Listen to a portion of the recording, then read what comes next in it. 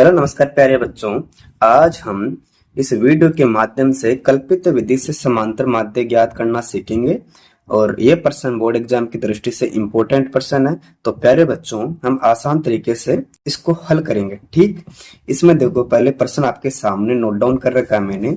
जैसे वर्ग अंतराल है 0 से 2, 2 से 4, 4 से 6, 6 से 8, 8 से 10। फिर नीचे बारंबारता है यानी f का मान है, जैसे 7, 6, 3, 2 और 7। ठीक, इस प्रश्न को हल करते हैं। इसमें आपको कल्पित विधि से समांतर माध्य निकालना है। तो बच्चों, हमने इसके पिछले वीडियो में देखा था, जहां पर कल्पित विधि का नाम आ जाए आपको वहां पर 5 खंड बनाना है। कितने खंड बनाना है बच्चों? 5 खंड बनाना है। इसके 2 खंडों में तो जो प्रश्न में दे रखा उनको नोट डाउन करना है। जैसे पहले वर्ग अंतराल है 0 से 2, 2 से 4, 4 से 6, 6 से 8, 8 से 10। ठीक, और दूसरे खंड में f का मान आ जाएगा 7, 6, 3, 2, 7। ठीक है बच्चों, इतना करने के बाद में इन सबको जोड़ भी लेना। इससे आपको सिग्मा f का मान प्राप्त हो जाएगा। जैसे 7 और 2 9, 9 और 3 12, 12 और 6 18, 18 और 7 25। यानी सिग्मा f का मान हमें कितना प्राप्त हो गया? 25 प्राप्त हो गया। अब ज्ञात करेंगे तीसरा खंड, यानी अक्ष का मान आपको निकालना है। ठीक है, अक्ष को आप मध्यमान भी कह सकते हो। आप मध्यमान कैसे ज्ञात करते हो? हमने पिछले 5-6 वीडियो में आपको मध्यमान ज्ञात करना सिखाया है। तो बच्चों देखो, इन दोनों संख्याओं को जोड़कर 2 का भाग देते हैं। तो पहली संख्या 0 है, दूसरी 2 है। इन दोनों को जोड़ा तो हमें 2 प्राप्त हुआ। उस 2 में 2 का भाग दिया तो 1 प्राप्त हो जाएगा। ठीक, इसी प्रकार दोनों संख्याओं को जोड़कर 2 का भाग देंगे।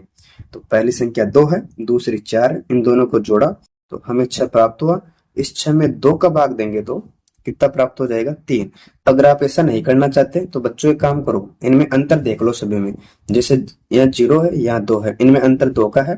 फिर 2 से 4 में 2 का अंतर है, 4 से 6 में 2 का अंतर है, फिर 6 से 8 में 2 का अंतर है, 8 से 10 में 2 का अंतर है। तो बच्चों, हमने देखा वर्ग अंतराल में 2-2 का अंतर है। तो आप एक काम करो, 1 में 2 जोड़ो, कितना आ गया? 3। 3 में फिर 2 जोड़ो, कितना आ जाएगा? 5।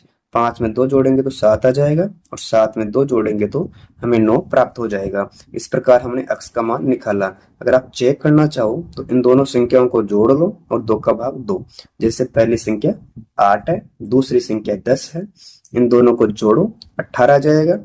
18 में 2 का भाग देंगे तो हमें 9 प्राप्त हो जाएगा। ठीक है बच्चों, इसके बाद में हम इसका चौथा खंड यानी आपको डी निकालना है।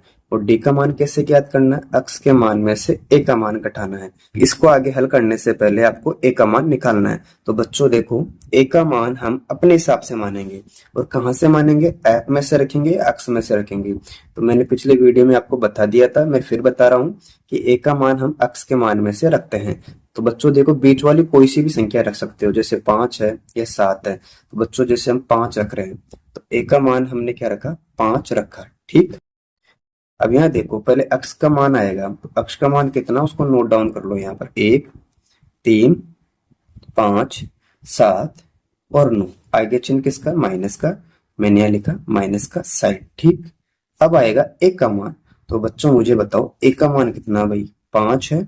मैंने यहाँ लिखा 5, 5, 5 और 5। अब इसको हल करेंगे तो हमें डी का मान प्राप्त हो जाएगा। ठीक, अब यहाँ देखो बच्चों, प्लस का 1 है, यहाँ माइनस का 5 है। तो कितना जाएगा? माइनस का 4। यहाँ प्लस के 3 है, यहाँ माइनस का 5 है। कितना जाएगा? माइनस का 2।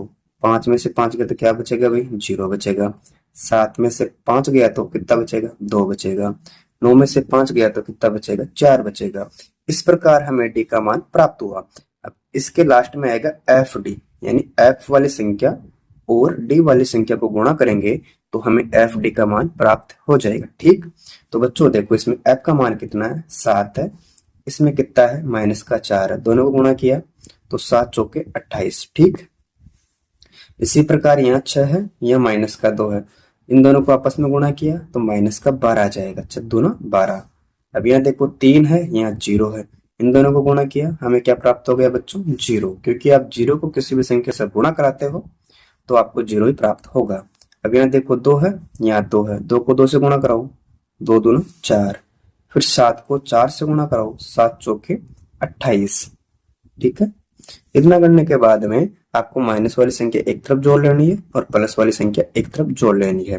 यहाँ देखो माइनस के 28 है और यहाँ माइनस के 12 है। इन दोनों को जोड़ा तो माइनस का 40 आ गया। ठीक, अब इन दोनों को जोड़ो तो प्लस के 32 है। आपको यहाँ लिखना पड़ेगा सिग्मा एफ डी। इस सिग्मा का मतलब जोड़ होता है। अब बच्चों इसमें देखो माइनस के 40 है, यहाँ प्लस के 32 है, तो बड़ी संख्या कौन सी है? माइनस के 40। और यहाँ कितनी है? प्लस के 32। तो कितना बचेगा भाई बाकी करने पर? माइनस के 8। तो मैंने यहाँ पर लिखा सिग्मा एफ डी का मान माइनस का 8। इतना करने के बाद में आपको कल्पित विधि से माध्य ज्ञात करना है। तो बच्चों जो सूत्र रहेगा मैं उसको नोट डाउन कर देता हूँ, ए प्लस सिग्मा एफ डी बटे में सिग्मा एफ। ठीक है, इसको याद कर लेना कल्पित विधि वाले माध्य के सूत्र में। तो बच्चों देखो इसमें ए का मान कितना है? इसमें ए का मान 5 है, तो मैंने लिखा 5, आगे साइन प्लस का है। अब आएगा सिग्मा एफ डी, तो सिग्मा एफ डी का मान कितना है? माइनस के 8। ठीक, इसके बट्टे में क्या जाएगा? सिग्मा एफ का मान, तो मैंने यहाँ पर लिखा सिग्मा एफ का मान 25 है। अब इसको आगे हल करते हैं। यहाँ उतारेंगे पहले 5, इस ब्रैकेट का मतलब होता है गुणा करना, इसको इससे गुणा करो, यानी इसके बाद प्लस है अंदर माइनस है, तो गुणा किया तो माइनस आ जाएगा 8 बटे 25। ठीक, अब यहाँ उतारो 5, यहाँ माइनस का साइन। अब आपको करना क्या है? इस 25 का भाग 8 में देना है। तो बच्चों 25 का भाग आपको किस में देना है? 8 में देना है। इसका भाग 8 में नहीं जा रहा तो क्या उतारेंगे? यहाँ पर 0 उतारेंगे और यहाँ पर 0 पॉइंट आ जाएगा। अब 25 का पहाड़ा 3 बार बोलो कि 80 आ जाए, 25 या 75, 3 बार में 75 आएगा। ठीक, बाकी करो कितना आएगा भाई? 5 आएगा, भाग नहीं जा रहा, उतारेंगे 0, 25 दूना 50, तो मैंने यहाँ पर लिखा 50। तो इसका भागफल कितना आ गया भाग देने पर? 0.32। ठीक है, अब आपको करना क्या है? इस 5 में से मैं यहाँ पर कर देता हूँ इसको, इस 5 में से आपको 0.32 माइनस करना है। तो बच्चों यहाँ पर डबल 0 रख लेना। बाकी करो, 1 हाथ से लिया, 10 में 2 गया तो कितना बचेगा? 8, 9 में 3 गया तो कितना बचेगा? 6, यहाँ कितना बचा? 4। तो इसका आंसर आ जाएगा 4.68। हमने कौन सी विधि से ज्ञात किया बच्चों? कल्पित विधि से इसका समांतर माध्य ज्ञात किया। अगर आपको वीडियो पसंद आई है, वीडियो को लाइक करें, मित्रों के साथ शेयर करें और चैनल पर पहली बार आए हो तो चैनल को सब्सक्राइब अवश्य करना। Thank you.